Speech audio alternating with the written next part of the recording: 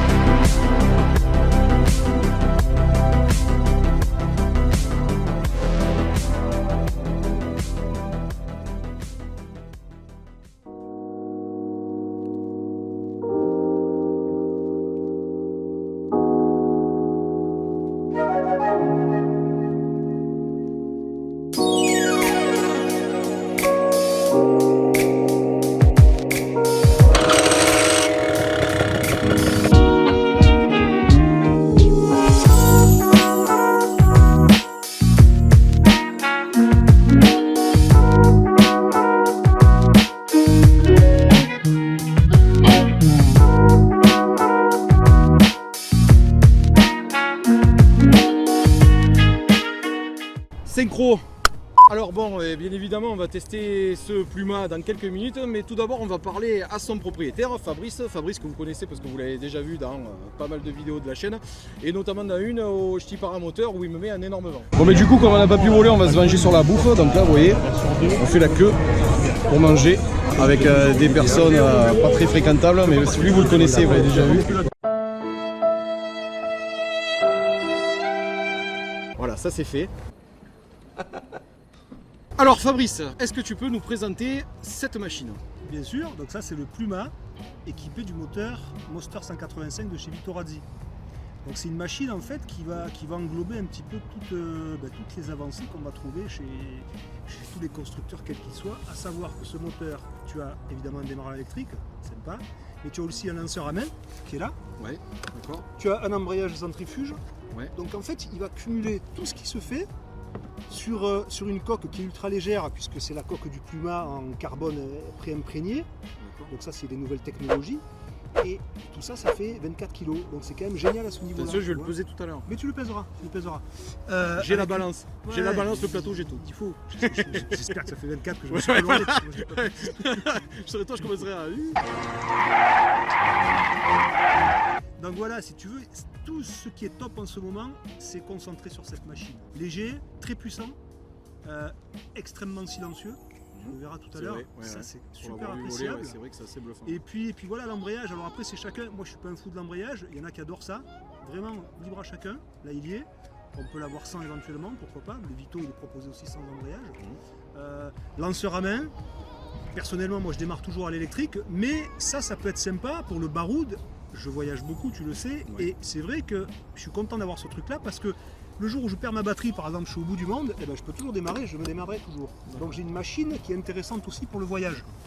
En sachant que Vitorazzi, à la base, il est livré comme ça, et que le démarreur électrique est une option. C'est une option, voilà. Exactement. C'est ce qu'on appelle le dual. Cette Absolument. option-là, c'est le dual. C'est Voilà. complètement ça. Alors après, tu as aussi en option chez Vito le petit titane qui va encore alléger la machine, mais il semblerait qu'il y ait des petits soucis sur le titane. Ouais, c'est pour ça qu'ils le réservent pour la Mmh. compète ou voilà. Ils le garantissent pas. C'est vraiment un accessoire qui est réservé à la compétition. En loisir, il vaut mieux privilégier le pot acier. Il n'y a aucun souci, c'est génial. La particularité donc de ce paramoteur, c'est donc ces canaux mobiles 3D qui sont ici. Ouais. Donc, est-ce que tu peux nous dire déjà comment ça fonctionne et surtout qu'est-ce que ça apporte en termes de pilotage? Alors là, je vais être un peu embêté parce qu'il est en 3D sur ce côté. Ouais. Et là, je l'ai laissé en 2D pour que tu laisses ici. C'est juste pour annuler l'effet de couple. D'accord. Il se trouve que quand la canne gauche est bridée en 2D et la droite en 3D, on ne ressent absolument pas l'effet de coupe. Après, je te le ferai essayer en le libérant à fond, il y aura une pleine mobilité. Mais simplement, ce qu'il faut voir, c'est que le 2D, c'est quoi? C'est classique. Le 2D, tout simplement, quand tu te penches d'un côté, évidemment, ça va jouer sur les élévateurs de la voile, puisque la voile est attachée ici. Donc hop, tu te penches à gauche, ta voile va s'incliner vers la gauche, ça va favoriser le virage à gauche. Et inversement, tu te déportes un petit peu comme en parapente, on fait des déports de poids sur la droite, et la voile va s'incliner sur la droite, et ça va être sympa pour tourner à droite. Et en plus, le 3D, c'est quoi? Alors, il faut imaginer que celle-ci bouge aussi, comme ça, latéralement. Il va en plus y avoir ce mouvement de la canne droite-gauche. Donc, ça, c'est le 3D, ça va encore plus accentuer, si tu veux, ces possibilités qu'on a de se balancer, de piloter vraiment aux fesses, assez fun, tu vois. Faire des bons virages, des bons virolos. Encore une fois, c'est chacun. Le gars qui veut voler très cool, qui veut pas faire du pilotage un peu incisif, un peu fun. Et surtout que c'est optionnel, parce que si tu veux mettre tout en 2D, tu le mets en 2D. De toute façon, à ce moment-là, le gars il bride ses cannes et il peut même faire plus. S'il veut en plus limiter le 2D pour avoir une stabilité exemplaire, il va serrer un peu plus sa ventrale pour justement avoir ce confort absolu, c'est ce mouvement qui est un petit peu serré. Ça ne le perturbera pas. Et plus ça ira, plus il sera éventuellement... plus il aura progressé, si tu veux, dans la technique, plus il pourra, s'il le désire, débrider tout donc ça. La technique de pilotage est évolutive. Bien sûr, mais complètement. C'est tout le charme de ce truc-là. Après, tu as le réservoir, par exemple, qui s'enlève, c'est juste un scratch, on l'enlève en 2 secondes, sympa aussi, parce que on peut aller le remplir à côté, on peut se poser, pourquoi pas, dans un champ, aller à la station à côté et remplir son réservoir, revenir. Donc ça aussi, c'est intéressant. Alors, moi j'ai une question, c'est que là, tu viens nous parler de ce système-là qui est très bien, mais qui a l'air un peu pointu quand même. Est-ce que c'est une machine qui s'adresse aux débutants, ou est-ce que c'est quand même une machine qui s'adresse quand même à des personnes qui ont quand même déjà une certaine expérience du paramoteur? Alors, avec cette motorisation, c'est pour des pilotes lourds. Parce que c'est puissant. Le Monster 185, il est particulièrement puissant. Ou bien pour des pilotes légers, mais qui ont déjà une très bonne expérience. Évidemment, on ne va pas conseiller ça à un gars qui sort du brevet et qui fait 70 kg. Ça irait pas, parce qu'il y a quand même... il faut doser la puissance. Donc ce serait trop fort. Il peut s'orienter à ce moment-là sur des motorisations un peu moins puissantes, Éole, etc., qui ont quand même du jus, mais qui vont mieux convenir à des pilotes légers. Voilà, donc ça il faut le savoir, le Monster 185, ça dépote bien. J'ai fait un peu mes devoirs, j'ai regardé un peu de quoi on pouvait équiper cette machine, notamment motorisation. Il y en a 4 différentes, donc il y a un Vitorazzi et ce qu'on appelle le 8.1, apparemment qui est siglé HE chez Adventure. Donc l'Atom 80, le 8.1 qui est un 80 aussi, le Vidalo avec 135 cm3 et le Vitorazzi 185. T'as bien travaillé. Ouais, j'ai bien travaillé, ça va. Mais autre chose, c'est là que je veux en venir, cette machine propose quand même plusieurs options. Qu'est-ce que tu peux nous dire au niveau des options disponibles sur cette machine et comment est-ce qu'on peut l'améliorer? Alors, en option, qu'est-ce que tu as? Tu as 2 types de sellettes que tu choisis lors de l'achat de la machine. Ou tu prends une light, personnellement j'aime beaucoup, c'est celle-là, sellette light, c'est la plus légère. Ou bien la sellette confort. Alors moi je ne l'ai pas essayé, la sellette confort, je suis tellement déjà bien là-dedans que... j'ai la même aussi, c'est vrai qu'elle est très bien. Peut-être que la confort est encore mieux, mais je ne veux pas dire de bêtises, je ne le sais pas. En tout cas, moi ça me plaît parfaitement, et visiblement tout le monde est super... comment dirais-je, est super à l'aise avec cette sellette. Ensuite, tu peux avoir, en termes d'options, tu peux avoir aussi un airbag.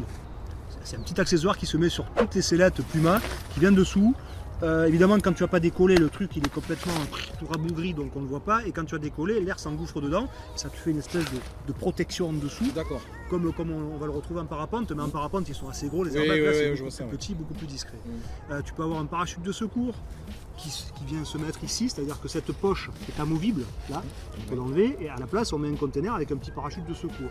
En option, tu as par exemple le pourtour ici est tout en carbone, ça c'est une option, d'origine c'est livré avec des arcs en alu.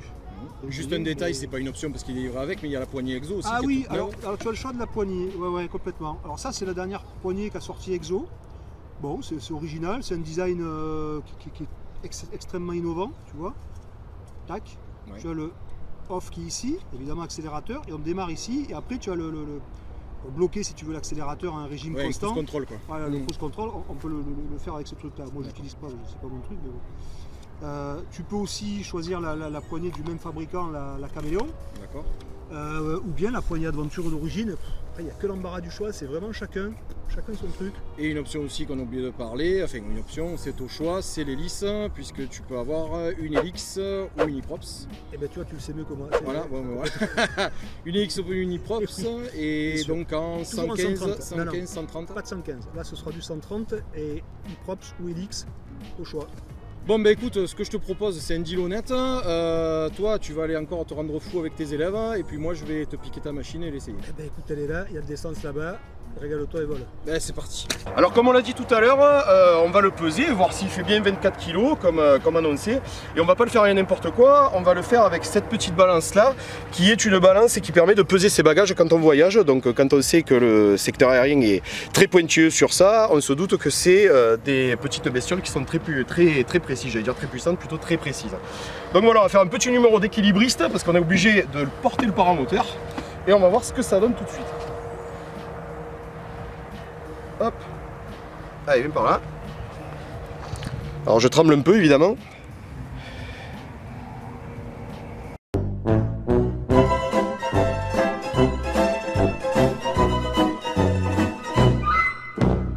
Ouais, 24,5, 24,6 à peu près. Allez, il reste plus longtemps sur 5 que sur 6, on va dire 24,5 kg.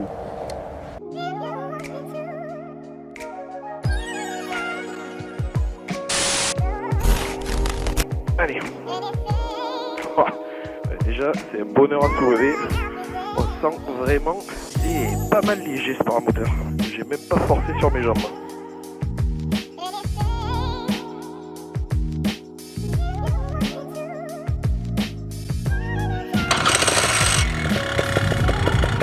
Allez, on fait un peu chauffer la machine.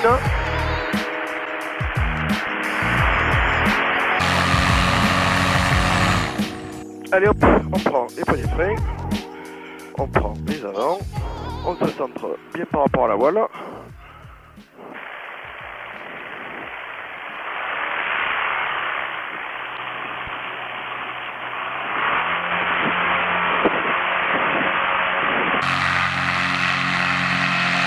Wouhou! Et c'est parti!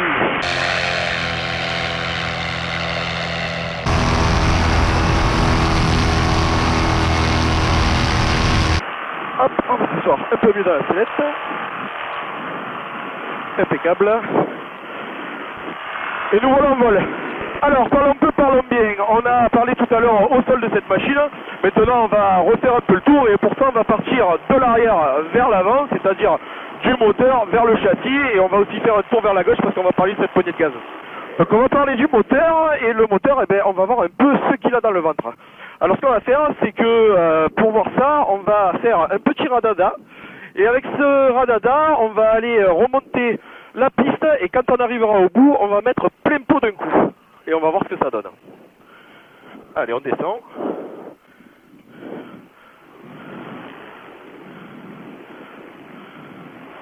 Allez, 3, 2, 1.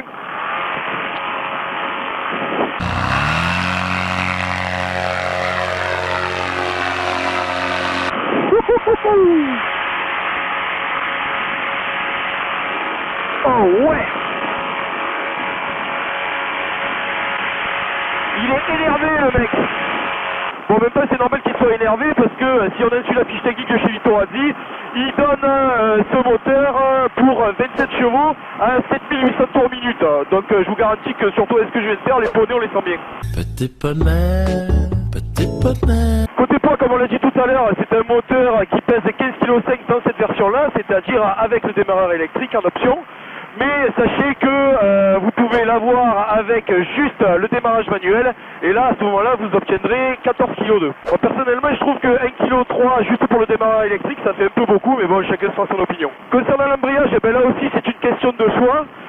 Vous pouvez avoir le Monster Thailand qui lui est en prise directe ou alors le Monster Plus, c'est-à-dire celui-là qui lui est avec embrayage. Mais après je vais pas m'étaler sur le sujet parce que c'est vraiment une question de goût, moi je sais que l'embrayage j'aime bien. Concernant la consommation moyenne de ce moteur, Vitorazzi annonce une consommation donc de 3 litres à 5200 tours minute pour une hélice en 130 cm, donc c'est ce qu'on a juste derrière nous. Donc comme le Pluma est livré avec un réservoir de 11 litres, ça vous donne une consommation un poil plus supérieure de 3 heures, ce qui est dans la moyenne générale des paramoteurs.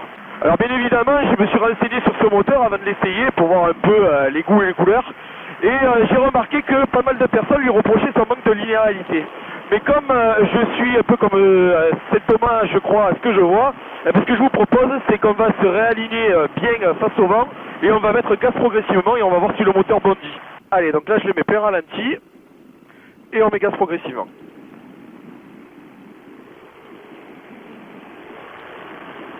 Un petit peu.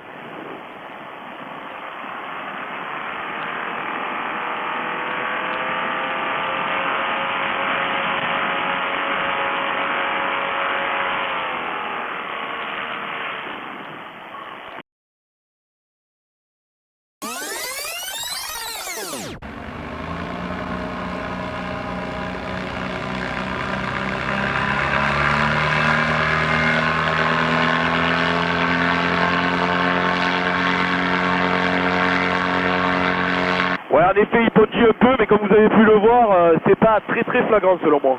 Bon, voilà ce qu'on pouvait dire sur ce moteur. Maintenant, on va parler de la petite poignée Exo.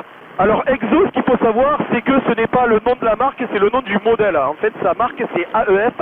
Et pour la petite histoire, ce sont eux qui font aussi les petites poignées caméléon, qui ont la particularité de mettre les gaz non pas sur la main, mais sur le doigt. Alors, comment elle se décompose? Eh bien, ici, vous avez le bouton pour démarrer. Ici, vous avez le coup contact, et ici, cette petite bestiole-là, eh bien, c'est tout simplement le cruise control, comme on en parlait tout à l'heure, et on va essayer de voir ce que ça donne tout de suite. Donc, comment ça marche? Eh bien, j'ai juste à basculer ce petit levier en maintenant mes gaz. Les gaz sont verrouillés, je peux lâcher, et comme vous pouvez le voir, ça tient tout seul. Une fois que je veux reprendre le contrôle de mes gaz, j'ai juste à appuyer une fois, et voilà, j'ai repris le contrôle des gaz. C'est tout bête. Alors encore une fois, c'est une question de goût. Je trouve qu'il faut quand même appuyer un peu fort pour libérer les gaz, ce qui fait que sur le Vittorazzi, ça bondit un peu comme on a dit tout à l'heure. Mais bon, c'est un détail. Voilà, maintenant il ne nous restait plus qu'à parler du châssis. Donc le châssis, on en a parlé tout à l'heure, bien sûr, mais de manière complète, c'est-à-dire avec le moteur. Mais ici, on va juste parler du châssis lui-même. Donc ce petit bonhomme, il est donné pour un poids nu inférieur à 3 kg. Et ce qui est intéressant, c'est qu'il a été testé par un organisme à 15 G de résistance avec un poids pilote de 125 kg. Donc je pense pas qu'il casse tout de suite. Concernant les cannes mobiles, eh bien, comme on vous l'a dit tout à l'heure, c'est verrouillé à gauche et déverrouillé à droite pour une histoire de contrer le couple du Vittorazzi qui a la réputation d'être assez important. On va voir après si on peut le débrider complètement en 3D pour voir ce que ça donne. Mais pour l'instant, on est là-haut et maintenant, assez parlé, on va un peu s'amuser.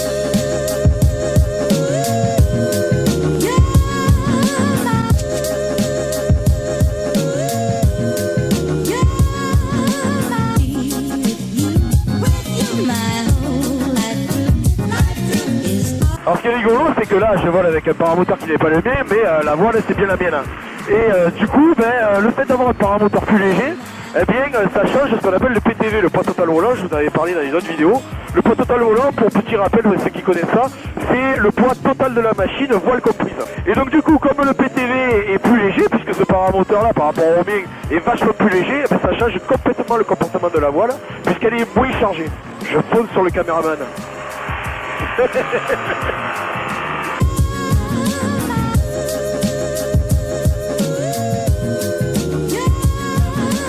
Allez, on décroche. Il est quand même bien plaisant ce châssis parce qu'il est super maniable quoi. Même si l'aile me semble moins dynamique, c'est quand même vachement plus facile de faire les choses. Et je trouve qu'on est vachement à l'aise rapidement. Elle est pas mal cette poignée, mais elle est un peu courte la Dragon, je trouve. J'ai pas des grosses mains pourtant, mais ça sert un peu, ça mériterait d'être un peu plus élargi. Bon, je pense qu'on a fait le tour, on va se poser maintenant. Bien sûr, si vous avez des questions, vous n'hésitez pas à les poser dans l'espace commentaire. Allez, on a vérifié le vent, on se positionne et on se pose. Coupe le moteur, on temporise. Et on freine. Impeccable. Super. Il y a juste un truc un petit peu pénible sur le châssis, c'est pour aller chercher, je trouve, le bouton du coupe-contact. Il est un peu haut, je le trouve pas très facile d'accès. Même si on est d'accord, je suis souple comme une porte. Donc voilà pour une première impression du Vitorazzi Monster 185 monté sur ce châssis Pluma. Alors vous inquiétez pas, hein, c'est pas la clôture de la vidéo, on va quand même retourner en vol. Et oui, parce qu'on me la prête, donc j'en profite. Mais toutefois, on va rester sur le réglage de son propriétaire au niveau des cannes mobiles, c'est-à-dire verrouiller à gauche en 2D et déverrouiller à droite en 3D. Alors j'en entends déjà qui râlent, ouais mais t'as pas essayé la machine complètement, c'est pas normal, du coup l'essai il est pas complet. Alors oui, mais je vous explique pourquoi. Tout simplement parce que je trouve que le concept est assez intéressant et que je pense qu'il mérite d'être développé un peu plus en profondeur dans une prochaine vidéo. Mais quoi qu'il en soit, vous avez compris le concept. Si vous voulez une machine souple et stable, eh bien vous gardez les cannes verrouillées en 2D et vous resserrez votre ventrale. Et si vous voulez quelque chose de plus joueur, eh bien vous desserrez votre ventrale cette fois et vous libérez les cannes en 3D. Allez, on y retourne.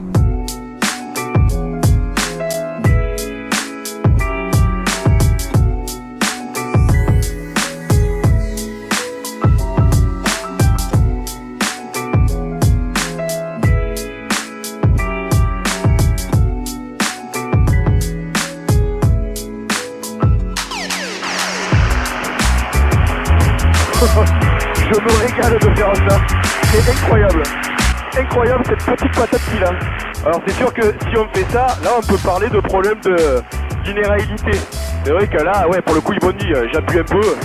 Voilà, là ouais, c'est vrai que là il envoie d'un coup. Par contre, ce qui est vachement appréciable, c'est le silence. C'est une machine qui est super silencieuse. Alors ce qui est vraiment sympa, c'est que c'est mon premier essai avec cette machine. Et on dirait que je l'ai toujours piloté. On se sent rapidement très à l'aise dedans.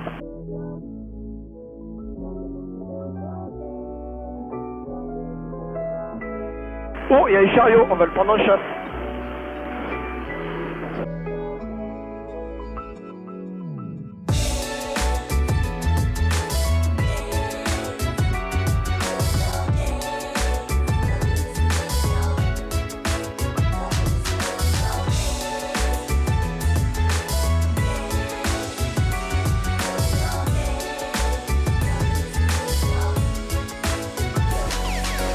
Comme vous pouvez le voir, le soleil se couche, donc il est temps de se poser et de rentrer.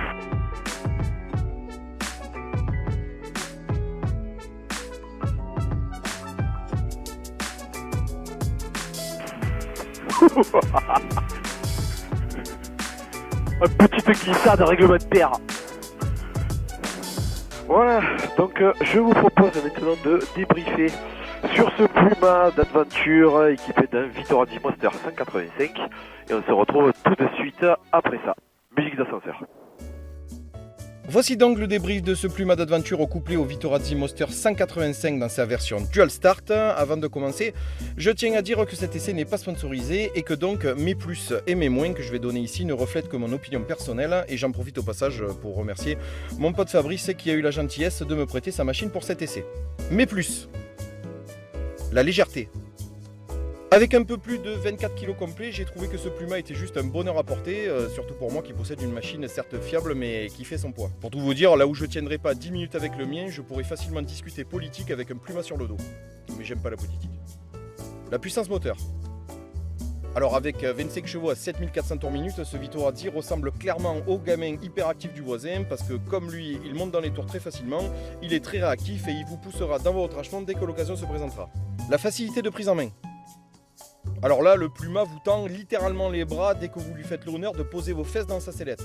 Comme je l'ai dit juste avant, on est de suite mis en confiance par ce châssis léger qui vous permettra, grâce aux cannes mobiles 3D, de progresser à votre rythme sans jamais vous faire peur. Le confort de la sellette. Alors là, bien que techniquement ce soit la moins confortable des deux que propose Adventure, la sellette light que j'ai essayé aujourd'hui ne m'a pas laissé un souvenir douloureux, bien au contraire. Mais ça je le savais déjà car comme je l'ai dit précédemment, j'ai la même depuis 2 ans. Le cruise control. Alors j'ai trouvé bien pratique le cruise control disponible sur la poignée EXO qui permet de bloquer les gaz au régime que l'on souhaite. Pour moi qui fais des vidéos en vol, c'est toujours bien pratique de pouvoir se soulager d'une tâche si on doit bricoler sur les caméras en vol. Et puis si vous ne faites pas de vidéo, ça vous permettra au moins de décapsuler une bière en vol sans avoir peur de la secouer. Mais moins. La position du bouton d'alimentation. Alors oui, encore une fois, je suis souple comme une porte, mais je trouve que le bouton d'alimentation électrique est assez mal situé et difficile à atteindre quand on n'a pas l'habitude. Bon, je vais tenter de faire des étirements, mais je pense pas que ça solutionne le problème. La dragonne de la poignée EXO. Bon, je n'ai pas non plus perdu ma main suite à un manque d'irrigation sanguine, mais je trouve que la poignée Exo mériterait d'avoir une dragonne un peu plus grande, quitte à devoir la resserrer après pour qu'elle s'adapte parfaitement à la main du pilote. Le poids de l'option Dual Start. Bon alors le démarreur électrique c'est juste un bonheur quand on est une feignasse comme moi. Mais je trouve que le poids de cette option est un peu élevé, donc reste à savoir s'il est techniquement possible de faire plus léger. La linéarité du moteur. Et vous avez vu, je l'ai dit correctement cette fois. Oui, il m'a fallu 3 fois, mais là j'ai réussi à le dire. Oui, alors bien qu'on ait testé une mise de gaz progressive en vol qui montre que c'est pas si flagrant que ça, je comprends les personnes qui pointent ce problème notamment au décollage. C'est vrai que si vous devez faire un gonflage sans vent et que vous êtes occupé à devoir gérer votre voile, un petit coup de gaz involontaire peut vite arriver et c'est là que le Vito vous attend au tournant en bondissant tel un chat qui bondit sur sa gamelle de whiskas. Personnellement, ça ne m'a pas tant gêné que ça et je pense surtout que c'est une habitude à prendre, mais comme j'ai mis sa puissance dans les plus, eh bien je mets ce potentiel manque de linéarité dans les moins. Côté prix maintenant, le modèle présenté aujourd'hui, c'est-à-dire un Pluma avec Monster 185, C-Headlight et cache carbone en option est au tarif de 9 576 €. Le prix d'entrée de gamme quant à lui, c'est-à-dire un Pluma équipé d'un moteur 8.1 de 80 cm3 et d'une C-Headlight sans aucune autre forme d'option, est à 7 377 €. Et c'est la fin de cet épisode consacré à l'essai du Pluma de chez Adventure équipé d'un Vitorazzi Monster 185. J'espère que cette vidéo vous aura plu. Si c'est le cas, qu'est-ce qu'ils doivent faire? Mettez un pouce bleu. Voilà. Si vous avez des questions, qu'est-ce qu'ils doivent faire? Mettez-le en dessous, en commentaire. Voilà. Et si le cœur leur en dit, qu'est-ce qu'ils peuvent faire? Vous abonner avant de subscribe. Voilà. Mais d'ici là, n'oubliez pas, volez et vous saurez pourquoi les oiseaux chantent. Salut!